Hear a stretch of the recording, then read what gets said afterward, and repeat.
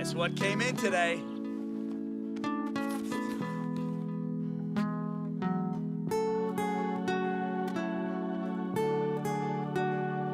I'm not feeling too great right now.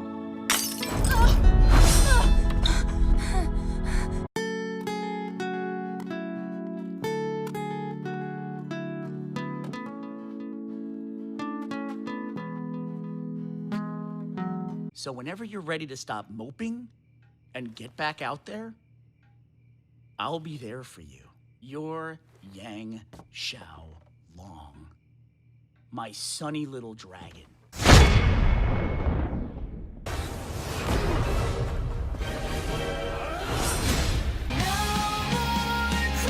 Gotcha.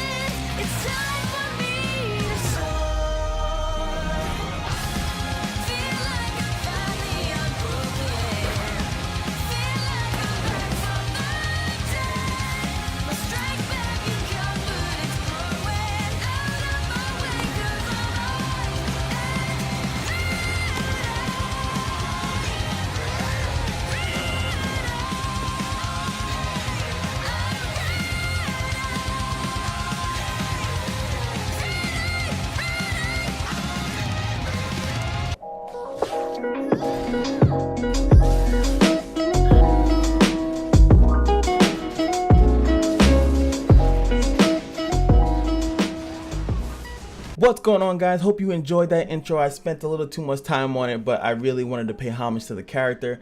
She's literally one of my favorite characters. I've actually was introduced to her in BlazBlue actually, and I saw like, oh, she's cool. She has like a thing when she's low on HP, she pretty much goes like psycho crazy mode, and I never really looked into her until now she's in this collaboration thing, and I was like, dang, she's so cool. Now you can see her here with the glasses, only when she's 4-star though, then she takes the whole everything off. You know, everything is, you know, I don't know, I kind of like this a little bit, you know, suave, but she doesn't really fight with that on. Anyway, giving you another lovely guide in the Knights Chronicle Content Creator program, of course. Now, I don't want to make this video too long because I already spent about 2 minutes on the intro. You probably didn't even notice it was 2 minutes. I didn't notice it was 2 minutes until the little Vegas editor was like, yo, you're at 2 minutes, bro. But anyway, let's get into the skills and all that good fun stuff. Boom. Tenacious Heart increases the light and wind allies attack by 40%. She is a light type, and of course they made wind the second one because Ruby is her sister, so I didn't know that. I thought that they were all like really good friends. I didn't know that they were sisters and brothers and all this other stuff, so that was a big surprise for me to find out that Ruby, their sisters, and Wise and Blake are actually their friends and stuff like that, so that was cool to find out. So next up is Time for Vengeance. 60% chance to assume a counter stance for 2 turns when counterattacking. Decreases damage taken by 50% and guarantees counterattack if the caster has assumed a counter stance. Inflicts 200% additional damage when counterattacking if the caster has assumed a counter stance. Now, before I actually explain that without saying counter all the dang time, can we talk about how this chick got hit?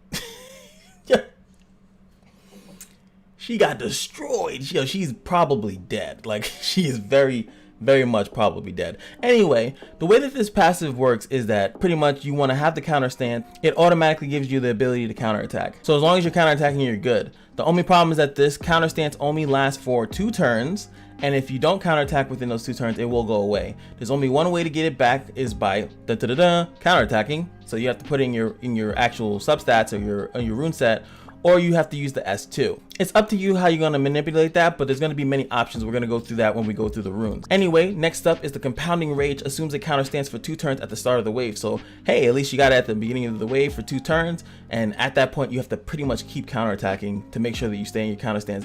Still a 60% chance, so you're not guaranteed to keep staying in that stance, but still pretty good, right? Obtains 1 Compounding Rage at the start of the wave as well, or when attacked. Max up to 3, increases attack by 30% for each Compounding Rage and consumes it all at the end. This is similar to how her Semblance works.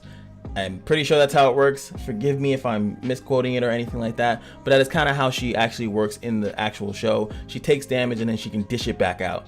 And that's what I loved about her. It's kind of like you beat her up and she has a comeback mechanic. Who doesn't like a character with a comeback mechanic? But at least her comeback mechanic makes sense instead of, you know, Ultra Instinct. Oh, he just knew. It was in him all the time. Like, no, this is her using her ability. It's a technique. I love melee based characters. One of my favorite things are characters that in the world of swords and, you know, kamehamehas and all this other stuff, you have these characters that are like, I'm going in for the kill. So yes, Yamcha, Hit are way more cooler to me than Goku will ever be. Just saying. And Broly, because Broly is definitely about that static. Anyway, so that's her two passive skills. It's all about counter. As you can see, I'm not even gonna count how many times this thing says counter. It's like a word twister or whatever. So now we're gonna go to the S1. So this, you have to keep in mind, is what she's going to be countering with. Duh, right? So this is the S1 Blast Smash. Inflicts damage to one target, has a 30% chance to stun. And the stun chance goes up, but at level 6, you can see here, ignore defense becomes on it, 60% chance to stun. Now, based on how this character works, you're going to want to level this up first, in my opinion, because high chance to stun on an S1, which is really good. And then, of course, ignore defense. You can't get any better than that. And you'll see, though, as you use her, that she's just going to keep hitting back and forth and back and forth and back and forth and back and forth, especially when she has the target taunted, which will go up to the next thing, is the buckshot. Now, the buckshot is at level 3. You will see that it's an AoE adjacent hit, and it has a chance to taunt the affected enemy with the lowest HP. So, of course, the lowest HP target is going to get taunted with this. It goes up to 100%. They get taunted. She will then hit them back. You know, with the counter attacking and stuff like that, and hopefully keep her counter stance up. It's a little bit of a hardball when it comes to that, because the taunt, you know, going on the lowest HP target, you pretty much just need the taunt to happen. There is a rune set, we'll go through that, obviously the rune of taunt that she might be able to equip. If you guys want to do that, that's another option as well. But this is the only other way that she's guaranteed to get a counter stance, is to use the S2. If you don't have the luck of the gods and your 60% chance every time you counterattack doesn't roll, you're going to have to use the S2. I'm going to suggest that you hold on to your S2 only when you don't have counter stance. So you just pretty much get it automatically. That's just how I would use her. Last but not least, the Sunbreaker, the super Street Fighter combo, inflicts damage equal to 300% of an attack to one target, 60% chance to disable resolve. As you can see, disable resolve goes up, only goes up to 85, but even there at the end there, it goes down one cooldown to 5 turns. This is probably the last thing that you want to level up, in my opinion, because these two things are your bread and butter. The S3 is for pretty much sniping a target, but all her additional damage comes from counterattacking. Sorry, in this one, counterattacking inflicts a 200% additional damage, right? As long as she has counter stance on a counterattack, though. You do have the compounding rage, so if you did take a decent amount of damage, you can S3 snipe, but then you can't really go first. You know, you don't want to really go first. You won't have any compounding rage. You won't have that free boost of attack. So the S1 and the S2 to me are her bread and butter skills, and the S3 is just to take someone out. And even when you max skill it, it doesn't actually get 100%. So I'm a little unsatisfied. I'm a little dissatisfied with that. These S3s so far for these collab characters have been little bit not to my liking. I wish they were stronger. But speaking of that, let's go over to the base stats, because that's gonna really decide how fast this character is. I mean, she looks fast, but let's see what the game how fast the game makes her. All right, guys, you know the drill. SSR attackers all have the same base stats outside of the attack speed. There will be to the left side of this menu. The only thing that we're concerned about here is the attack speed. Everything else is going to be the same with every other SSR attacker, and her base attack speed, as you can see, is 579. She is actually decently quick. She's not that slow. She's not middle ground, so she is meant to take a few hits from the fasties and then actually get her turn. She's not going to be super outsped. And as I mentioned before, you want to take maybe 1 or 2 hits. You do have 1 compounding rage, so you do get a nice little increase of what, just 30? That's okay. But if you're looking to snipe someone out, you're probably wanting a little bit, like maybe take 2 hits, you know, something spicy in there. I'm not a big fan of making her too fast. I do like her to kind of be slower. I actually wish she was slower. Because of the way that her counterattacking works, she would just sit there and you wouldn't have to worry about the 2 turns going away for too long, because she keeps counterattacking. She's going to have the increased 200% additional damage. She's going to have taking less damage. You want her to sit in the counter stance as much as possible so she can just kind of sit there. So I would advise to give her absolutely no speed, to be completely honest with you, and just stack her stats. Stack her stats. And how do you stack stats? You go to the runes, baby. Here's the rune of taunt. Now, the reason why the rune of taunt is so good is because it's 30% chance to taunt a target, a random target obviously, for 2 turns upon using a skill. When you're counterattacking and when you're multi-striking, if you do go multi-strike for whatever reason, you will keep taunting enemies and they will keep going onto you, saving other characters from taking damage. This is also really good with Blake, because then Blake can just stack her shadows and you don't have to worry about anything, because Mama Yang has got that back, similar to what you saw in the Adam clip. So like her just taunting the enemies, taking all the damage, and you can just kind of have other characters run and be safe behind her. Rune of Dominion is not terribly bad. She does have, again, taunt in her kit. In her base kit, she does have it if you level the S2 up. She does have taunt. She does have stun. So technically she can actually run the Rune of Dominion. Not my favorite choice though. I really wouldn't run that unless you're running a team also with her that also has abnormal statuses. And then also, as you know, that when you go into PvE in bosses, this is completely useless pretty much, unless they're able to be taunted. I haven't suggested the Rune of Life in 18 years, but I will have to make a mention of it because just making her tanky, she is an attacker, but she gets a lot of free damage from nothing. Giving her more HP so she has a survivability, and when she's in the counter stance, she actually takes less damage. So just making her more of a tank mama, just to have her sit there and dish out a lot of damage, because that's what she's meant to do. She's meant to take damage and then dish it back out. So what synergizes with that? Staying healthy. Give her some HP. Poison is also a little cheeky thing, because when you're counterattacking, you'll poison people. It's cheeky. It's an option, obviously, if you want to shut down healing of anything of that nature, or if you want to put her in somewhat of a damage over time comp, you can also do that too. Have to mention it. Another cheeky one, the Rune of Resolve. Reason why is because she doesn't have a Resolve. As you guys have noticed, she doesn't have a Resolve or a Revive. Really good thing about Resolve and why it's slightly better for certain characters over reviving is because Resolve, you keep all your little funny passives and stuff that are up. She'll keep her counter stances and stuff like that, and you make it so difficult for her to actually die, and then boom, you actually have the ability to say, oh well, she's still not dead. She'll come back with some health, and you know, you can keep her alive a little bit longer. It's still cheeky, but I just wanted to mention it because not that many characters I would want to resolve, and also kind of symbolizes with a character. I don't know, I'm being corny. And of course, at the end of the day, she is an attacker. She does have attack scaling stuff. If you don't have any of the cheeky stuff that I mentioned, you can just go Rune of Rage and Life. That is pretty much what I'm going to suggest as an overall for most people. Just Rage, Life, give her some HP, give her some attack. She'll do what she has to do.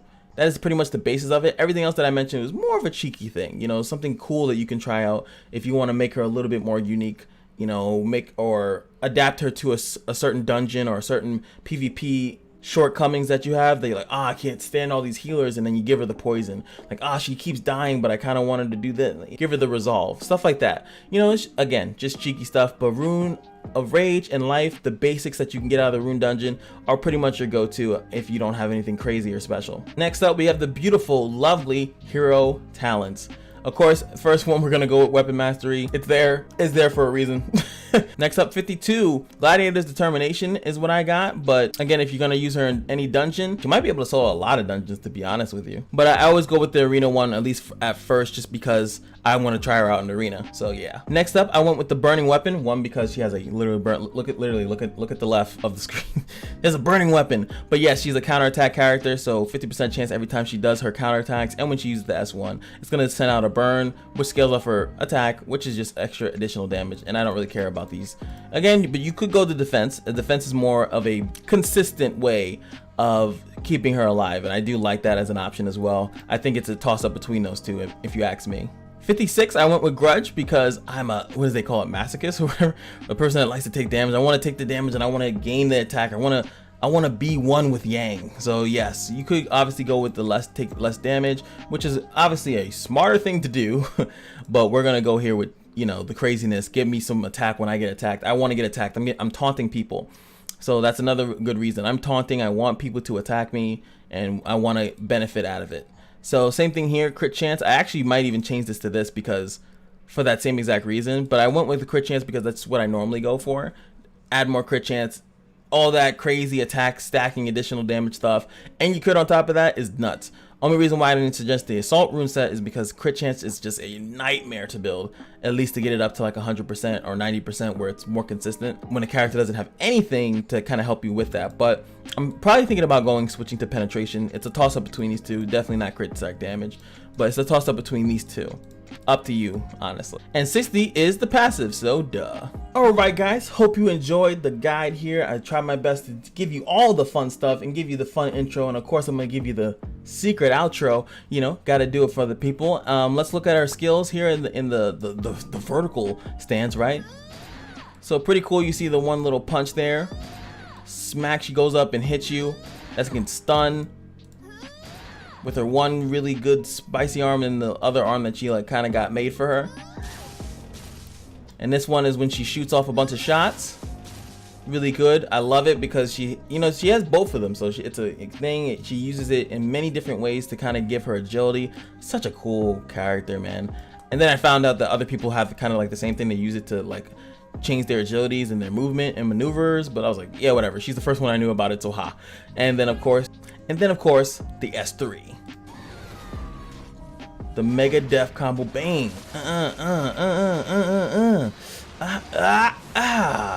And even that trail that they leave behind, that trail at the end, that's exactly what happened to Adam. Like literally exactly what happened to Adam. Even though you can see that she didn't do that combo to Adam, but but you know, it's the exact same thing. So hopefully you guys had a good time. I'm absorbed into this series, man. I'm into it, man. You have no idea. Pretty much most of my time was watching one thing and then trying to figure out something else to make the proper intro. And I think I did a pretty good job at showing you like how Gang was when before she had her arm cut off, and then she got it, and then kind of how she like bounced back. Literally, it was just talking to her dad and some of her friends, and then she bounced back. Then she went on a search to find her sister. So I really think that I hope I did a good job. Let me know how you guys felt about the intro and, you know, all that good stuff. I'm trying to step up my game, of course, and as everyone else should, never settle for being, you know, who you are yesterday. We always gotta improve ourselves, just like, you know, we gotta shake off that fear and get back into the fight. But also remember, every day at the Kashino is your lucky day, and I will see you guys in the next video. Peace. Save your breath. You could spout off whatever you want, but nothing is going to keep me from my sister. Raven? Oh.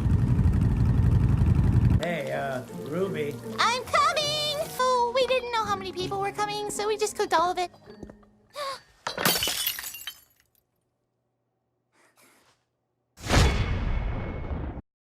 I love you.